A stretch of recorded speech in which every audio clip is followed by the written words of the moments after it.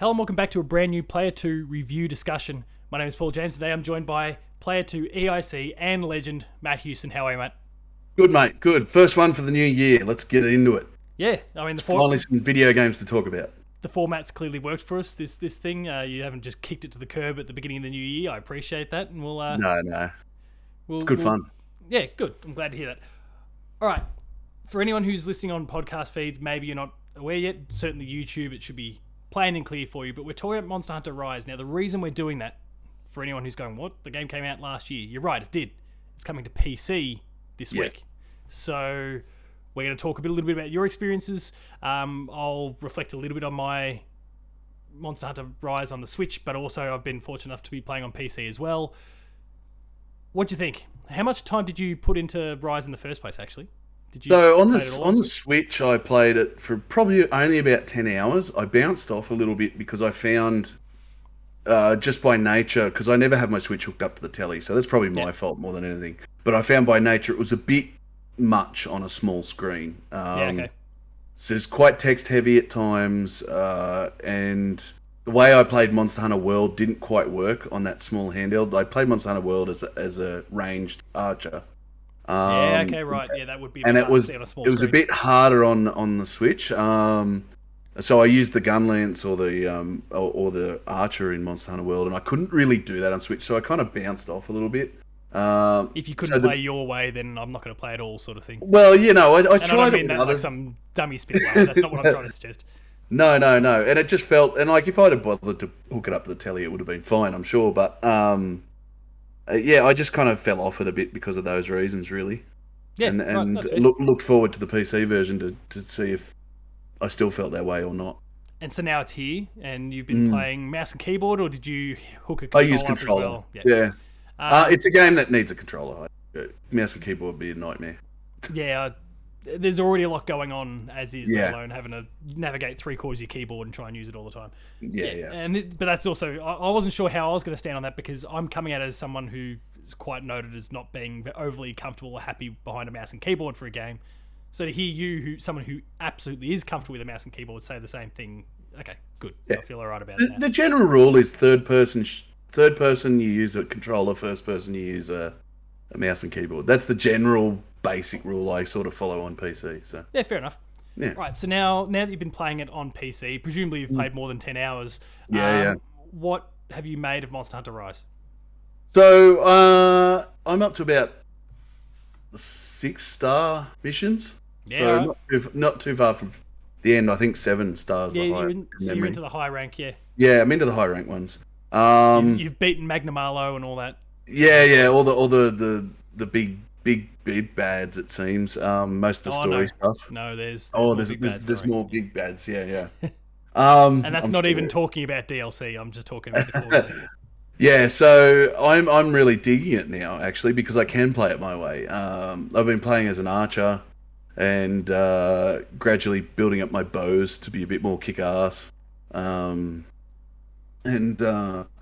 really digging the way that mobility is so big in this game compared to World. Like, in World, it was a lot slower game than this one, I think. Yeah. And I think that maybe comes from the design choice of doing it on a portable, in that you want it quick as possible to get to the monster fight and to get it done in this portable system. Whereas Monster Hunter World, you had to track things a lot more. You had to investigate the monster. You had to follow the path of the monster, so to speak. Whereas in this one, it's already there on the map, pretty much. It's either a question mark if you haven't run across it, or it's there.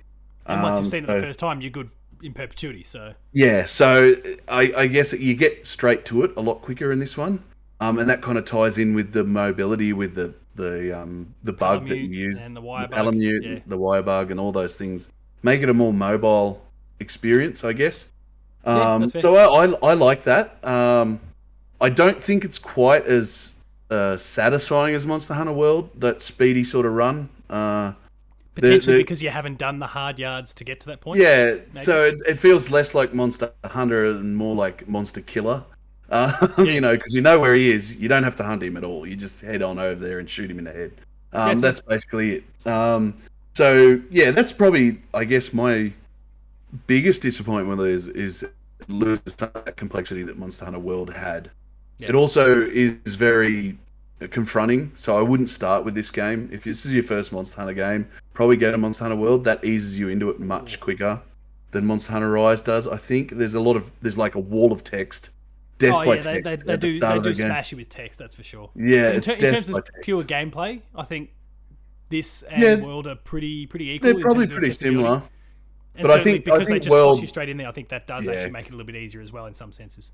yeah, I think World just kind of runs you slower into the concepts a bit more Yep. gently, I guess, as it starts up. I guess But yeah, one of the things that made me think that or find Rise that little bit easier to access than World, which itself was kind of easier to access than any other Monster Hunter prior, yeah, was that village versus hub mission structure, yeah, yeah, with one being significantly easier than the other. In yeah, fact, yeah. like those The are the ones village that very kind of easy. ranks 1 to 5. You may as well just pursue that one path because you can only pursue 6 once you've Yeah, exhausted all those anyway. And that so yeah, I think that structure kind of lends itself to newer players and maybe makes it a little bit easier straight out the gate. It doesn't. It's by no means easy. Monster no, Hunter, like no, you've still got to learn to play by the game's rules and yeah, learn the movements of the monsters and what they're going to do and how they're going to do it. But I think yeah, it's still more straightforward than perhaps ever before. yeah. I think so. The village is certainly more straightforward. A lot of shortcuts are involved. Instead of having to faff about with waiting for someone to timers to drop down to go on the quest. You can Oh just yeah, go. You don't have to wait, and that stuff's really good because it's kind of, I guess, designed more with a single player in mind than Monster Hunter World, which it really wanted to be more. Even though I played it single player, and I feel like a lot of people did, yeah. it wanted to be more of a kind of shared experience sort of Oh, game. you lean on the strengths of the big consoles and those sorts of things. Yeah, yeah. So I think that's where a lot of that comes in. I've really enjoyed the kind of startup. You've got these little quests that you can do on the side, which are nice little boosts, and it's quite easy to get armor upgrades that way, which Yeah, was always a problem in Monster Hunter World. Was I found it a bit of a slog to upgrade your gear to where you wanted it to be, whereas it's less of a slog in this, less grindy, I think. yeah. I I mean, think I the know, grind's the big thing. I think a lot of people kind of really dig that grind, but in this one, you can pretty much, if you hunt a monster twice or three times, you've probably got enough gear to make the armor from that monster. Yeah, it's really the only exceptions when you're talking high rank because Yeah, when you get to that sort of pointy end, there's usually for whatever upgrade to whatever piece of gear or weapon you're looking for, there's usually one particularly rare piece hard that comes piece. from a Yeah, monster yeah, that you have to kind of break a specific spot, and even if you do, the drop rate is a bit lower than everything else. yeah. Like So that there's one I might just grind a did bit. with the tail, which it's apparently really hard to get, and it came off for me, and I was really pumped about that. So Oh yeah, it's good when it works out. yeah, yeah. So hopefully I can finish that armor set off when I next log in. Yeah, I mean, so you're clearly the same as me. You like to roll the full set, know a bit of this and a bit of that and a bit of Oh, this. I tend to run like I'll have my old set and then I'll gradually upgrade to the new set. So I'll be aiming at one set and so I'll start with the chest piece and work my way through Yeah, fair. until I've got everything. Yeah. No, I'll grind that thing until I've got everything, and then I'll do the full pivot at once. Um, Obviously, one of the main focus points for us with this conversation is the fact that it's now on PC, Mm. which when you compare that to the horsepower of the Switch, it's got a bit more going for it. Oh yeah, So, 100%. what did you make having kind of played both, as we both have? What did you make of some of those technical changes, and how do they, They like, you think fairly they obviously benefit the experience? Yeah, I think so. It's certainly smoother. The game well, I'm playing it at 2K resolution, so 1440p, and with 60 frames a second, it's smooth. It's really noticeable compared to the Switch. I booted up the Switch to play it just to compare the two, and in a game like this, the drop to 30 frames is quite noticeable. Yeah, Um, Whereas on the PC just gives you all the power in the world to, it's got an uncapped frame rate if you want. I generally set games at 60 because I'm going to record video for it, but if you want to go uncapped, go nuts, you can. that's fair. It's got quite a few video options in it for PC tweakers as well. So it's got HDR, which is quite nicely implemented. Looks really good. Lighting and things make a huge difference. But I mean, you can't escape that it was a game designed for the Switch. Oh, the visual style, for example, like The visual style, yeah, and you can see those the Switch compromises. origins, but at the same time, it's still a very good-looking game. Like, Yeah. it's just more stylized, I guess, than Monster Hunter World was, which is really quite a beast of a looking game. And it's still looks the part too. still is, yeah. Yeah. Yeah. What are we? Almost 4 years on. 4 years on, yeah. Monster Hunter Rise. So yeah, 100%. I totally agree with that. I think it'll be a little bit jarring for me when Sunbreak comes out in a few months, I presume from now, sometime this year anyway. The expansion there, where like my progression on the Switch is so much further along than what I've done on the PC so far. So I'm ultimately going to have to pivot back. Unless they decide retroactively to add some sort of save transfer system, which they haven't as of this point. No. Unless they decide to do that, then I'll be continuing on the Switch when Sunbreak comes out, and that I foresee as being a little bit jarring. Yeah, the drop back in the frame rate and all those sorts of little things. Now, I didn't have the bow and arrow issues that you do because I'm a hammer wielder. Yep. When it comes to Monster Hunter, but yeah, I'm not looking forward to that little component, those technical things I've just recently enjoyed that I'm going to have to forfeit again to go back to that experience. But I also did spend a lot of time playing in handheld when I played Monster. Yeah, okay. So that might be the point of difference. That might be, yeah. Not playing the ranged and aiming on those little thumbsticks is a pain in the ass in any game. So that's not a shock. I think the PC is definitely the better version. Oh, but for sure. You do sacrifice portability when you go to the PC, unless you've somehow got yourself a Steam Deck. Lucky bastards. Lucky bastards! You somehow out of Valve before they've released them, but yeah, one of these days they'll send them out here to us. Yeah, we'll get one probably by the end of the year. 2025. Oh, okay. Oh, you're optimistic. No. I reckon by the end of the year, Christmas 2022, they'll be around here. Oh, well, I'm hoping anyway. You're feeling better about it than I am. Did you mess around with any of the multiplayer at all? I did a little bit, but it's hard because it's pre-release, so very limited people. Couldn't get anyone on. So I tried to, but I played a bit on the Switch, so I got an idea of what to expect there. It's real handy at the back end, especially maybe if you're getting to that point where you're starting to build up for Sunbreak, for example, down the line. Like, I think I might just ride some coattails here and get watch these pros absolutely obliterate some high end stuff, and then just scoop up all the loot at the end. You're not stealing anything from anyone. Just reap all the benefits and upgrade your gear and get to power level. I think I even said this in a video I did. I did a video of it recently that we're going to put on a Player 2 Plays. But I feel like I'm playing it wrong. Like I constantly feel like I'm playing this game wrong. I'll have a watch it all. I play it and I go, oh, it works, but I don't think this is probably the most efficient way to do things. I'm not sure. I could be. I'm not sure, but I enjoy playing it this way, so that's how I play it. Yeah, you play it how you play it, and that's fine. Again, when the time comes, if you are gearing up for Sunbreak later in the year, just ride some coattails for a while. Just in the weeks before the game comes out, just jump into some multiplayer matches and go from there. That was actually, I mean, may as well pivot. It's still Monster Hunter. When Iceborne was coming out a few years back, and as you recall, I was the one that did the coverage for us. I wasn't where I needed to be by the time that code arrived in the inbox. So I redeemed the code and was getting ready to go and thinking, oh, that's all right, no problems. I'll still be able to, I can just go and do some high rank stuff, jumping in with the general citizens, not playing Iceborne stuff. But no, as soon as I redeemed Iceborne, everyone else was locked away from me. So I had to do all that stuff on my own. It added 20, 30 hours to that reviewing experience, because all of a sudden, I thought, oh, okay, this is my chance. I'll cash in. I'll do exactly what I just described before, kind of ride everyone's coattails and be fine. Yeah.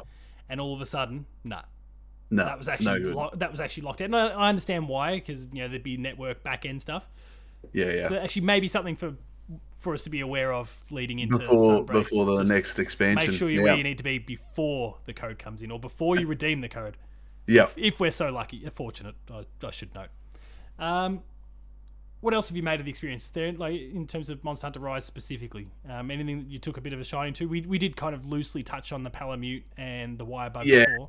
I really liked the verticality in the maps. So all of the maps have got a fair bit of verticality about them. With if you explore a bit, it's worth your time. Yeah. you can run up walls, so Oh, it's beautiful, isn't it? yeah, that makes life so much easier getting around. Like I said, it's a much more mobile experience. Like your character is more mobile in this game, and it changes things up a fair bit in the kind of exploration stages of the thing. Yeah. Not so much in the battles, like the wire bugs in super cool ways. And like I said, I'm not sure I'm doing it right, but Well, that might in part be dependent on the weapon. So, like, I would yes, often use the wire bug to just because you obviously can use the wire bug more in a horizontal fashion, maybe yeah, to evade, but also I think with the switch, it was pressing the Y button, it would actually be shooting you kind of more vertical.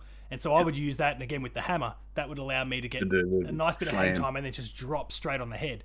Yep. So like that would maybe suit my loadout better. Yeah, I yeah, don't yeah. know. I don't know what you could do necessarily if you're a bit more ranged in that sense. I'm sure there's stuff you can I'm do. sure there is, and I'm sure players will. Like I said, there's pro monster hunters that have been playing these games for 1,000 years now, Yeah, and yeah, they just amaze me. It's like watching like pro Dark Souls players and things like that. They're just oh, at it's another insane. level. Yeah, Yeah, yeah. and we love Um, mooching off those people. we do. I did like the tower defense levels.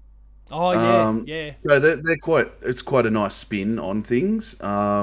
These they don't overstay their welcome at all. They feel reasonably fair And later on, in you can how opt they into set them. up.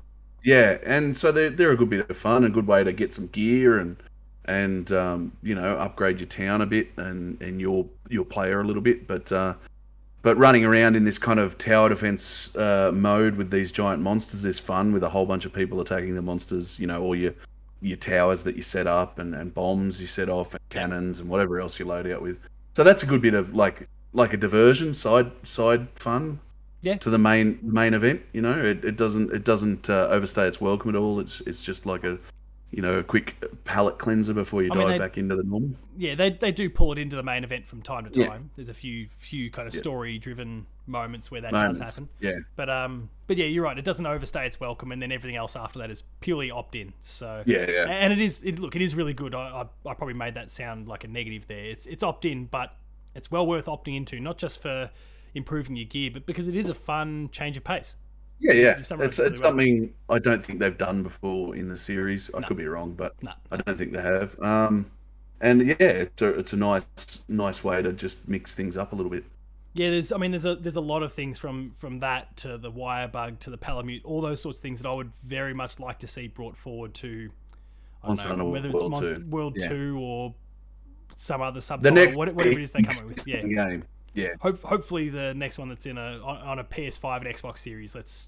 No offense to the Switch, but Yeah, I'd like to just see the power behind it again. I would like to exactly. see the mechanics of Rise in Monster Yeah, Hunter yeah. World. Bring the So mechanics into a yeah, world style kind of a more realistic sort of. I mean, as realistic as you can be when you're talking about these big fictional monsters, but that realistic sort of visual style. yeah, Um, yeah. oh, I, just the thought. I think there's another. What's that new series that I've just kicked off? You don't even know your own work. That's good. Because we changed the name in the last minute. The design doc. There we go. Yeah. We'll have new design doc that's talking about Monster Hunter World 2, and it's just Yep. do all the Rise shit but look good. Yeah, in bigger maps. Like the Yeah. maps are quite small in this compared to the Monster Hunter World ones, Look, I think. I feel like they're fairly similarly sized, but because you have those ways to cut corners, like the palamute, just Yeah. navigate fast, and then the wire bug to kind of shoot you up vertical, it does make it feel smaller as a result of the fact that you can cover that terrain a lot quicker. Yeah, and I also think there's less, I It's guess, less complex. exploration, and they're less complex than they Yeah, are in World. It's quite easy to get lost in some of the maps in Hunter World, yeah, whereas you can't get lost in these no, maps. These no. are very simple, yeah, compared to that. And I hate getting lost in world. You get Yeah, self lost when something's chasing after you, and it's just you're just running. I don't care. And that's actually the exact style too. The arms Yeah, are yeah, pumping. yeah. Can't wait to get back to it. Any other thoughts at all before we wrap this one up? Not really. It's quite good. It's about par with Monster Hunter World, I think, but for different reasons. It offers, excuse me, it offers both more and less at the same time, Yeah. which is odd, right? But that's the kind of situation you're in. No, that's fair. Like the sacrifice that it makes, some of those that are fairly obvious again in terms of the visuals and the frame rate, and a lot more of that technical side is offset by some of those gameplay enhancements, the wide load, the power mute, the everything else we've just been discussing. So no, that makes a hell of a lot of sense, and yeah, they're both superb experiences. Like you're not going to go wrong if you're a Monster Hunter player who didn't pick up the game on the Switch. On the Switch. Simply because, I don't know, you had some superiority complex or you're one of the 15 people in the world that don't own a Switch at this point. Yep. Then pick it up on PC. Absolutely. Because Monster Hunter Rise is just as good, as you just said, in different ways, but it's just as good as World. It's a must-play. Yeah, I think so too. And it's a better... Like I said, this is the best version of the game.